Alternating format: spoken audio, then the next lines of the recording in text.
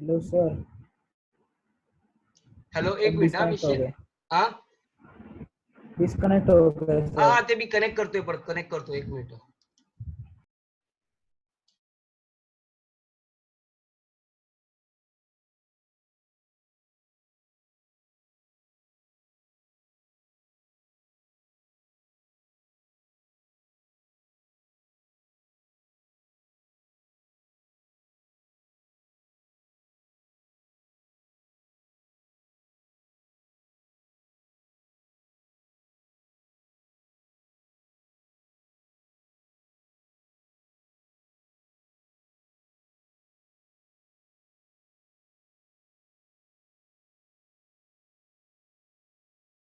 माझा आवाज ऐकू येतोय का?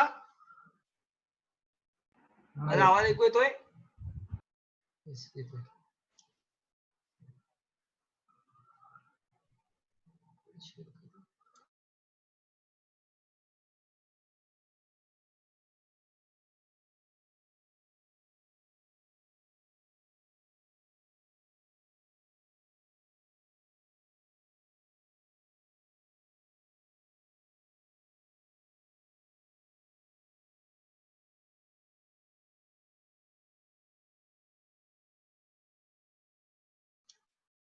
दिसतंय आणि ऐकू येतंय सगळ्यांना?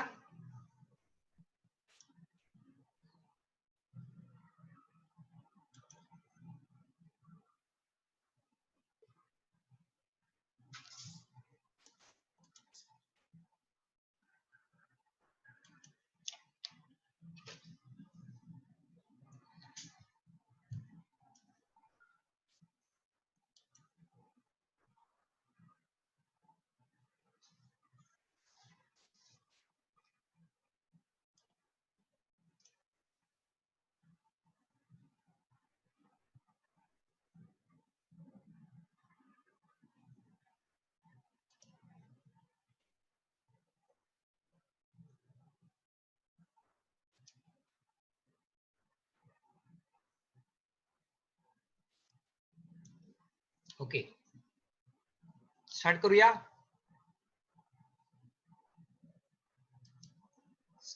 ओके, ठीक आहे. बघा, in honeybees, chromosomal mechanism of sex determination is haplodiploid type. In this type, sex of an individual is determined by number of set of chromosome received. So female are diploid, that is 2n is equal to 32, and male are haploid, that is n is equal to 16. Now the female produce haploid egg, that is n is equal to 16 by meiosis, and male produce haploid sperm, that is n is equal to 16 by mitosis. If the egg is fertilized by sperm, the zygote develop into diploid female, that is 2n is equal to 32, that is queen and worker, and unfertilized egg develop into haploid male, that is n is equal to 16, that is drone. बघा, honeybees मध्ये 3 colony आहेत, एक drawn, एक worker आणि एक queen. Now क्वीनचं काम आहे it fertilise with sperm. वर्करचं काम आहे ते म्हणजे काय म्हणूया आपण त्याला, नेक्टर गोळा करून आणायचं. आणि ड्रोनचं काम आहे to fertilise the egg. So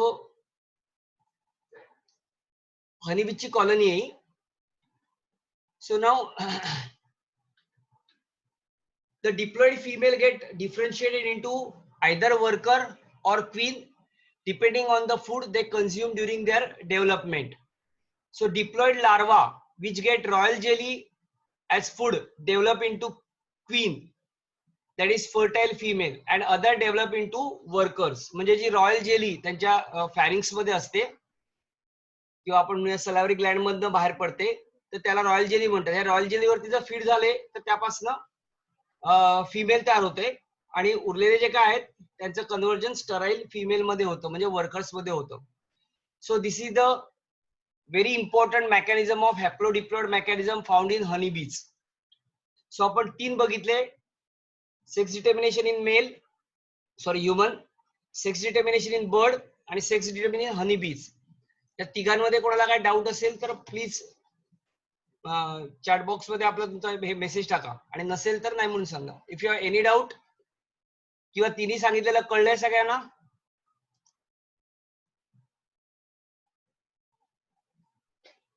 सांगितलेलं कळले तिन्ही. Sex determination in man, sex determination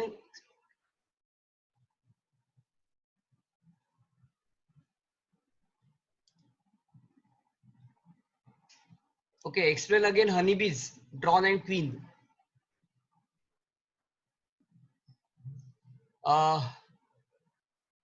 कुठलं एक्सप्लेन करून हवंय तुम्हाला? प्रज्वल भोईर, कुठला हवंय एक्सप्लेन? हनीबीजचं हवंय. ओके बघा हनीबीज मध्ये कसं आहे माहितीये का, हनीबीज मध्ये फिमेल आहे ना ही डिप्लॉइड आहे. डिप्लॉइड म्हणजे त्याचा क्रोमोझोम 32 आहे आणि मेल मध्ये क्रोमोझोम 16 आहे. फिमेल मध्ये ना मिओसिस होतं आणि त्यापासून दोन प्रकारचे हॅप्लॉइड गमीट तयार होतात, म्हणजे हॅप्लॉइड एग तयार होतात. एक हॅप्लॉइड एग होतं 16 क्रोमोझोमचं, दुसरं हॅप्लॉइड एग होतं 16 क्रोमोझोमचं. तर मेल मध्ये मायटोसिस होतं आणि मेल मध्ये ना 16 क्रोमोझोमचे सगळे स्पर्म तयार होतात. आता हा जो काय एग आहे 16 क्रोमोझोमचा हॅप्लॉइड एग आहे फिमेलचा, तो 16 क्रोमोझोमच्या हॅप्लॉइड मेल बरोबर फर्टिलाइज होतो आणि त्यापासून तयार होते ती म्हणजे डिप्लॉइड फिमेल. तर उरलेला जो काय हॅप्लॉइड एग असतो ज्याला आपण अनफर्टिलाइज एग म्हणतो, त्या अनफर्टिलाइज एग पासून तयार होतो तो म्हणजे हॅप्लॉइड मेल. आता ह्याच्यामध्ये कसं आहे माहितीये का, 3 प्रकारचे त्यांच्या कॉलनीज आहेत. त्याला म्हणतो आपण वर्कर, क्वीन आणि ड्रॉन. क्वीन म्हणजे कोण, तर फक्त ते the function of queen to lay the egg. वर्करचं काम आहे की बाहेर जाऊन फक्त नेक्टर गोळा करायचा. नेक्टर म्हणजे मकरंद म्हणतात त्याला. या नेक्टरचं कन्व्हर्जन नंतर हनी मध्ये होतं. आणि ड्रॉन जे आहेत ना ते आहेत फर्टाईल मेल, म्हणजे त्यांचं काम फक्त क्वीन बरोबर, क्वीनच्या एग बरोबर फर्टिलाइज करायचं. तर हे सगळे ना रॉयल जेली तयार करतात त्यांच्या फॅरिंग्स मधून. ही रॉयल जेली कोण किती खातं किंवा कोण किती फीड करतं त्याच्यावरती क्वीन व्हायचं म्हणजे वर्कर व्हायचं की ड्रॉन व्हायचं हे डिसाइड केलं जातं. बघा, if the egg is fertilised by the sperm, the zygote develop into diploid female and unfertilise egg. हे जे काही अनफर्टिलाइज एग आहे, ह्या अनफर्टिलाइज एग पासून एक तर ड्रॉन होणार किंवा वर्कर होणार. मग डेव्हलप इनटू हॅप्लॉइड मेल जे ड्रॉन किंवा वर्कर होतात ना, हे कशावर डिपेंड करतात, तर जी काय रॉयल जेली तयार होते, जी काय रॉयल जेली तयार होते ना, the diploid larva which get, diploid जो लार्वा आहे तो larva get royal jelly as a food and develop into queen, त्याचं कन्व्हर्जन क्वीन मध्ये होतं. आणि जे फीड होत नाहीत, करत नाहीत, म्हणजे उरलेले जे आहेत त्यांचं कन्व्हर्जन वर्कर मध्ये होतं, म्हणजे थोडक्यात स्टराईल फिमेल मध्ये होतं, ज्याला आपण वर्कर म्हणतो. स्टराईल फिमेल कन्फ्युजन असेल तर फक्त वर्कर लक्षात ठेवा. सो हा तो चार्ट दिलेला आहे. सो आता हनीबी कळले का सगळ्यांना, तर आपण पुढे जाऊया.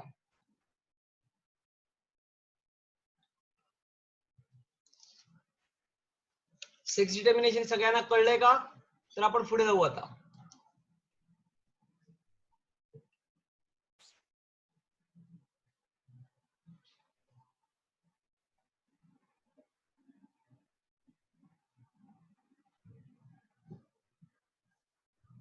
ओके, जर काय असेल अजून प्रॉब्लेम तर पर्सनल व्हॉट्सअप वरती टाका तुम्ही, आपण डिस्कस करू शकतो. सो बघा पुढे आता आपण बघणार ना ते म्हणजे जेनेटिक डिसऑर्डर बघणार आहोत. म्हणजे क्रोमोझोम मध्ये दोन प्रकार आहेत, एक तर क्रोमोझोमची ऍबनॉर्मॅलिटीमुळे होणारे डिसीज आणि क्रोमोझोमच्या वर असणाऱ्या जीन्समुळे होणारे डिसीज. या सगळ्यांना जेनेटिक डिसऑर्डर असं म्हणतात. तर हे जे काही जेनेटिक डिसऑर्डर आहेत हे दोन प्रकारचे आहेत. दोन प्रकार कोणते, तर मेंडेलियन डिसऑर्डर आणि क्रोमोझोमल डिसऑर्डर. मेंडेलियन डिसऑर्डर म्हणजे काय, तर it is due to alteration और म्युटेशन इन दी जीन्स. म्हणजे एका क्रोमोझोम वरती असलेल्या जीन्स मध्ये काही चुका झाल्या, म्हणजे अल्टरेशन झालं, सिक्वेन्स बदलला किंवा क्रोमोझोम झाला नाही किंवा क्रोमोझोमने आपली जीन्सने आपली जागा बदलली, क्रोमोझोम काही फरक पडत नाही. क्रोमोझोम वरती असलेले जीन्स जे काय आहेत या जीन्स मध्ये चेंजेस होतात. म्हणजे आयदर जीन्सचा सिक्वेन्स बदलतो किंवा जीनच तयार होत नाहीत किंवा कुठलीही ऍबनॉर्मिटी, सडन ऍबनॉर्मिटी तयार होते क्रोमोझोम मध्ये असलेल्या जीन वरती, ज्याला आपण म्युटेशन म्हणतो किंवा त्याला आपण अल्टरेशन म्हणतो. सो जर जीन मध्ये अल्टरेशन झालं, क्रोमोझोम मध्ये असलेल्या जीन्स मध्ये अल्टरेशन झालं तर त्याला मेंडेलियन डिसऑर्डर म्हणतात. हे दोघंही मेंडेलियन डिसऑर्डर आणि क्रोमोझोमल डिसऑर्डर हे दोघांनाही आपण जेनेटिक डिसऑर्डर म्हणतो. So genetic disorder are of two type, one is Mendelian disorder and second one is chromosomal disorder. Mendelian disorder is due to because of alteration or mutation in the genes. Chromosome मध्ये असलेल्या jeans मध्ये changes झाले तर त्याला Mendelian disorder म्हणतात. मग ह्याच्यामध्ये कोणकोणते डिसीज येतात त्यातला एक आपल्याला बघायचा आहे. पहिला येतो तो म्हणजे थॅलेसेमिया. हे काय ते आपण पुढे बघणार आहोत. त्याला दुसरा आहे तो सिकल सेल एनिमिया, तिसरा आहे तो कलर ब्लाइंडनेस, चौथा आहे तो हिमोफिलिया आणि पाचवा आहे तो फिनाइल कीटोयुरिया. बघा आता थॅलेसेमिया म्हणजे काय, तर थॅलेसेमिया हा एक असा आजार आहे की ज्याच्यामध्ये ना हिमोग्लोबिनच तयार होत नाही आणि हिमोग्लोबिन तयार न झाल्यामुळे हिमोग्लोबिन तयार होतं आरबीसी मध्ये, हे आपण पुढे एक्सप्लेन करणार आहोत. हिमोग्लोबिनच तयार न झाल्यामुळे ऑब्विसली काय होणार, तो पेशंट अॅनिमिक होतो आणि पेशंटला अशा वेळेला ना अशा पेशंटला काही महिन्याने काही दिवसाने सारखं ब्लड ट्रान्सफ्यूज करावं लागतं. हा फिटल डिसीज आहे, म्हणजे ह्याच्यामध्ये पर्सन मरतो, राहत नाही, कारण सारखं ब्लड चेंज करणं कठीण असतं. आरबीसीज नाही आहेत, हिमोग्लोबिनच नाही आहेत, तर ऑक्सिजन कॅरिंग कॅपॅसिटीज नाही, ऑक्सिजन कॅरिंग कॅपॅसिटी नाही तर सेलमध्ये मेटाबॉलिक ऍक्टिव्हिटीज नाहीत, प्रत्येक सेलला ऑक्सिजनच नाही, मग तो पर्सन मरतो. ह्याला म्हणतात थॅलेसेमिया. दुसरा जो आहे सिकल सेल एनिमिया म्हणजे काय, हा पण बघा दोन्ही एनिमियाच आहेत. सिकल सेल एनिमिया मध्ये सुद्धा आरबीसी ना बायकॉन्केव्ह असते, त्या आरबीसीची साईज बदलते आणि ती विळीच्या आकारासारखी होते, म्हणजे कोयत्याच्या आकारासारखा सेलचा आकार तयार होतो. सो ऑब्विसली आकार बदलल्यामुळे आत जे काही कंटेंट आहे हिमोग्लोबिनचं ते कमी तयार होणार आणि अशा डिसीजला सिकल सेल एनिमिया असं म्हणतात. आकार बदलल्यामुळे ना दोन्ही टोकाला शार्पनेस येतो सेलच्या, कुठल्या सेलच्या, आरबीसीच्या, आणि त्यामुळे असे सेल ब्लड मधनं फ्लो होताना प्रॉब्लेम क्रिएट करतात. त्याला सिकल सेल एनिमिया म्हणतात. तिसरा जो आपण कलर ब्लाइंडनेस जो आता आपण बघितला, कलर ब्लाइंड आणि हिमोफिलिया, या जीन्सच्या गडबडीमुळे झालं बघा. रिसेसिव्ह जीन बघितलेला आपण एक्स क्रोमोझोम आणि वाय क्रोमोझोम वरती असलेला, सो त्याला कलर ब्लाइंडनेस, ज्याच्यामध्ये कलर डिस्टिंग्विश करता येत नाही, हिमोफिलिया ब्लड क्लॉट होत नाही, आणि फिनाइल कीटोयुरिया हा पण जीनचं गडबड, पण कुठे गडबड, ऑटोसोममुळे. हे जे वरचे डिसीज आहेत ना, हे दोन जे डिसीज आहेत कलर ब्लाइंडनेस आणि हिमोफिलिया, हे सेक्स क्रोमोझोमशी रिलेटेड आहेत आणि उरलेले जे आहेत ना हे ऑटोसोमशी रिलेटेड आहेत. पण सगळ्या क्रोमोझोम वरती असलेल्या जीन्स मध्ये गडबड झाली की हे डिसीज तयार होतात. जीन्स मध्ये गडबड झाली ना की त्या डिसीजला म्हणतात Mendelian disorder. So due to alteration of mutation in the genes sex chromosome वरती पण असतात आणि जीन्स ऑटोसोम वरती पण असतात. कशावरती जी गडबड झाली, ऑटोसोम वरती जरी झाली किंवा सेक्स क्रोमोझोम वरती झाली, तरी हे प्रकारचे डिसीज नॉर्मली जे कॉमन आपण बघणार आहोत ते म्हणजे thalassaemia, sickle cell anaemia, colour blindness, haemophilia आणि फिनाइल कीटोयुरिया, हे येतात मेंडेलियन डिसऑर्डर.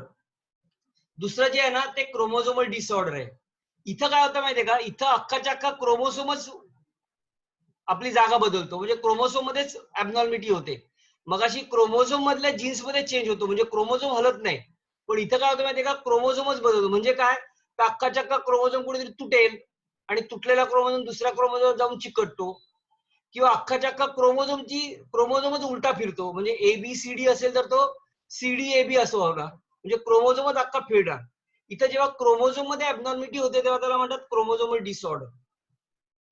क्रोमोझोमल डिसऑर्डर मध्ये म्हणजे काय, due to absence of excess of one of the more chromosomes और देअर ऍबनॉर्मल अरेंजमेंट.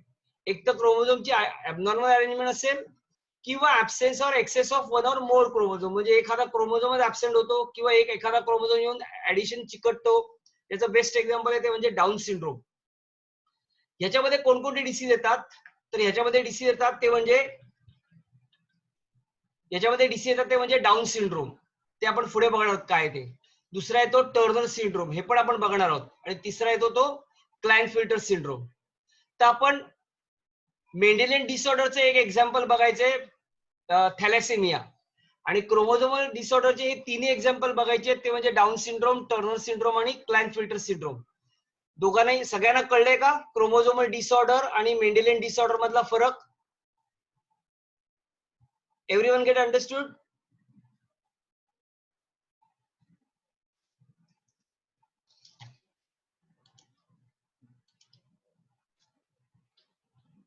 सगळ्यांना कळलंय? ओके, चला पुढे जाऊया आता. आपण पहिला बघणार आहोत ना, तो आपण बघणार आहोत मेंडेलियन डिसऑर्डर, जे आता मी तुम्हाला सांगितलं ते. त्यातला तो डिसीज आहे, त्या डिसीजचं नाव आहे थॅलेसेमिया. बघा, थॅलेसेमिया म्हणजे काय?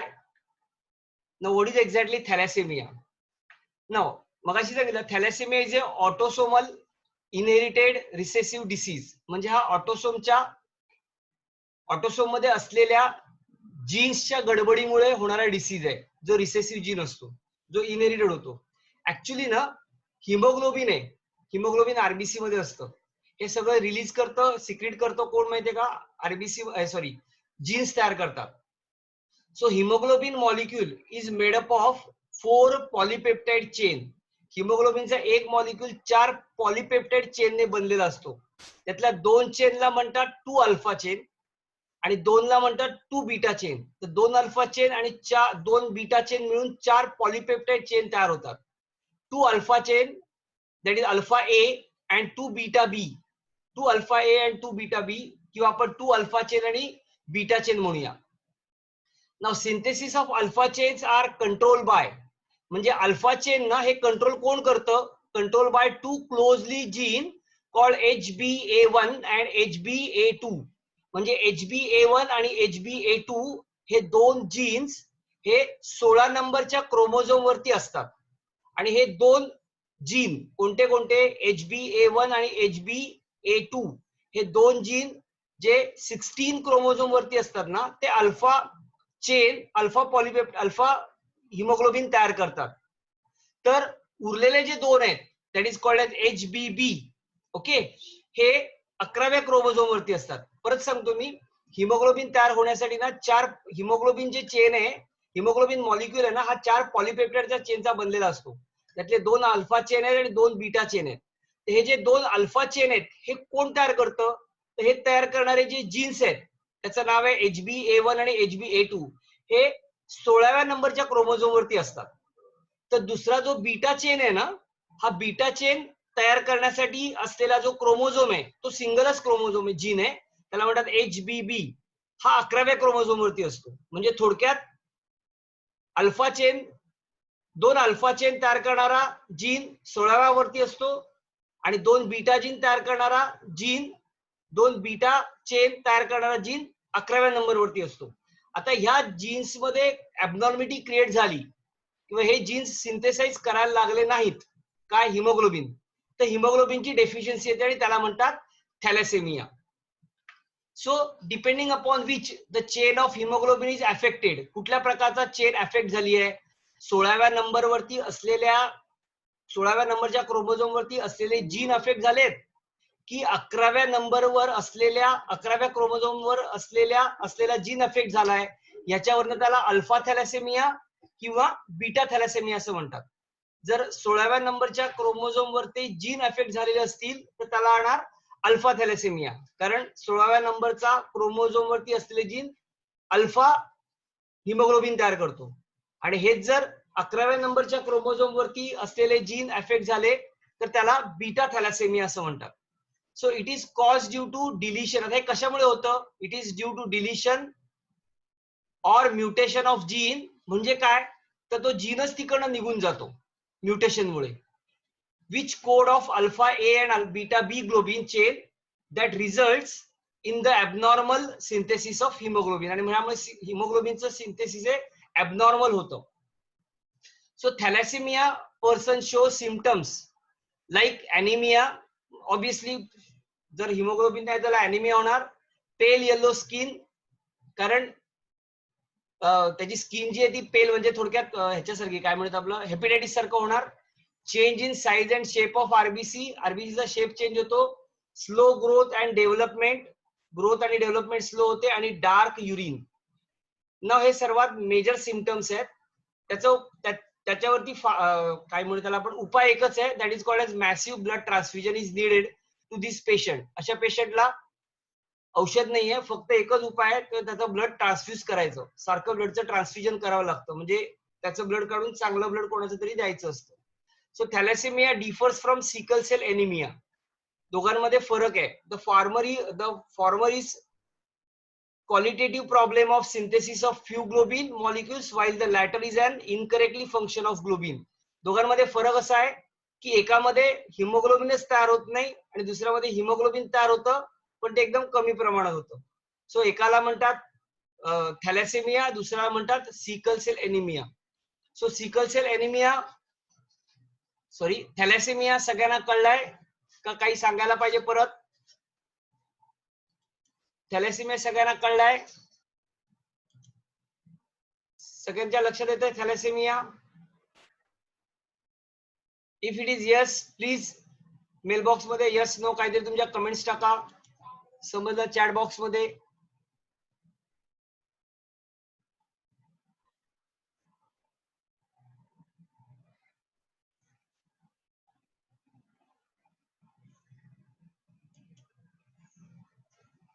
सगळ्यांना थॅलेसेमिया कळलाय?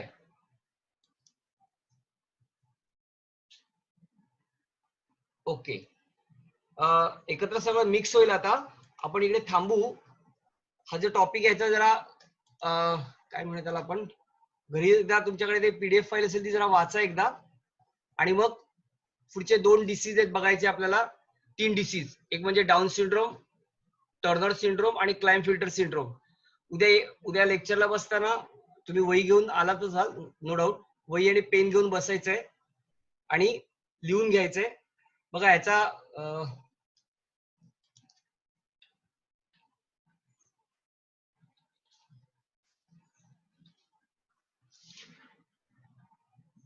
याचा स्क्रीनशॉट काढून घ्या जेनेटिक डिसऑर्डरचा.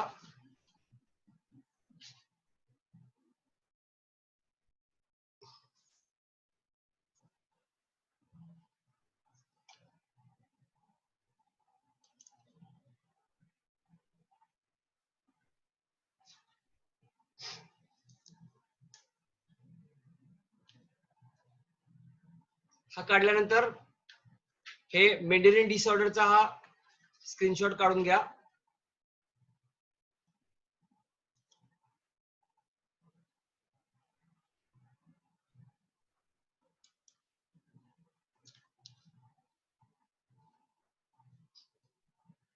सगळ्यांनी काढलाय? स्क्रीनशॉट घेतलाय सगळ्यांनी?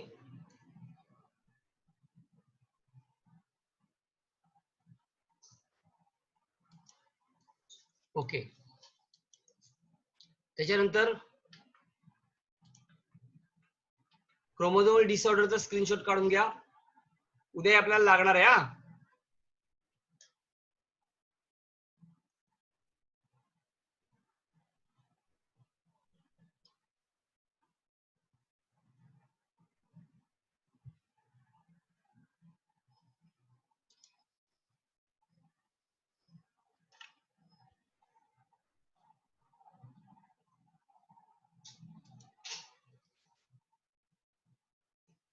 काढलाय सगळ्यांनी?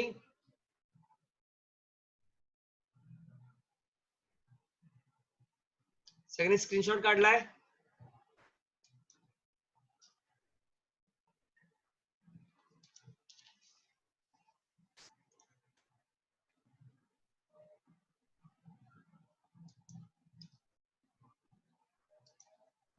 ओके, चला इथपर्यंत आपण झालंय. उद्या हा चॅप्टर सगळा संपेल आपला. उद्या शेवटचा थोडासा पार्ट राहिलाय, नंतर हा चॅप्टर आपला संपेल.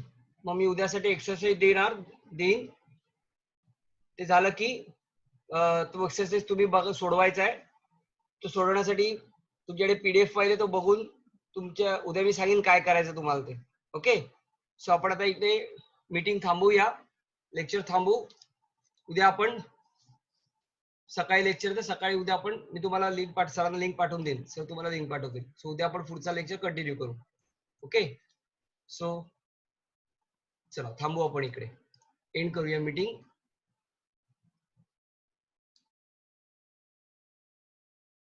काय डाऊट आहे का? If you have any doubt, काय डाऊट असेल तर सांगा पटकन.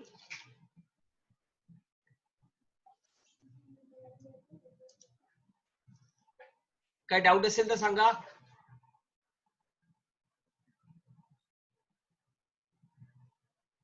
ओके, नाहीये कोणाला डाऊट काही? सो आपण थांबू इकडे.